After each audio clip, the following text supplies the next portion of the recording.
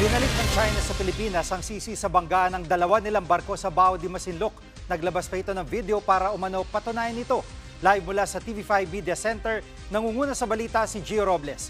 Gio, una sa lahat, ano ba itong nilabas sa video ng China?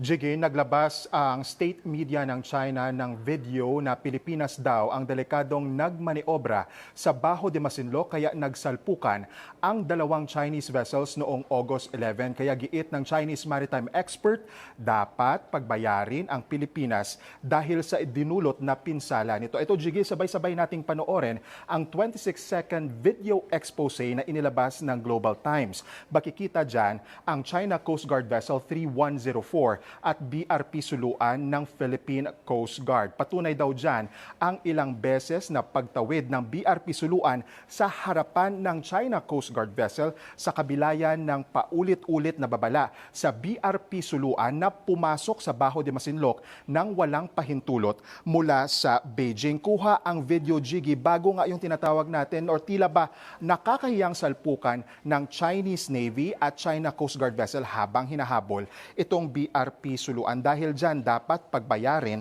ng danyos ang Pilipinas sa mga nasirang barko ng Chinese Navy at Coast Guard. Ayon kay Yang Xiao, ito isang eksperto sa maritime issues mula sa security think tank na China Institutes of Contemporary International Relations, may pananagutan ang Pilipinas sa mga nasabing o sa mga nasirang Chinese vessels. Pilipinas naman daw kasi ang nagsimula ng gulo kaya may karapatan raw ang China na singilin ang Pilipinas. Jiggy.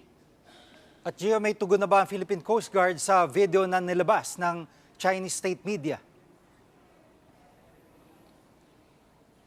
Jiggy, wala pang pahayag dyan ang Philippine Coast Guard at hanggang sa ngayon sinusubukan pa nga natin kunan sila ng reaksyon. Pero nakapanayam ko rin kanina si Jay Batumbakal, isa siyang maritime affairs expert tungkol nga dito sa sinasabi ng China. Ayon sa kanya, bayaran daw muna ng China ang Pilipinas sa mga nasirang barko naman ito ng Chinese Navy at maging ng China Coast Guard. Hinimok din ni Batumbakal ang China na ilabas ang buong video ng insidente. Pakinggan natin ang sinabi ni Batumbakal.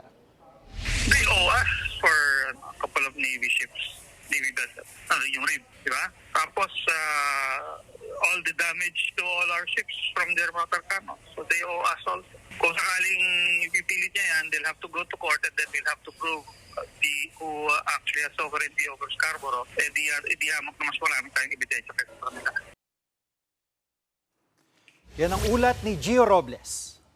Mga kapatid, Jig Manikad po, pagdating sa mahalagang balita sa loob at labas ng bansa, dapat una sa lahat, mag-follow at mag-subscribe na sa social media pages ng News 5.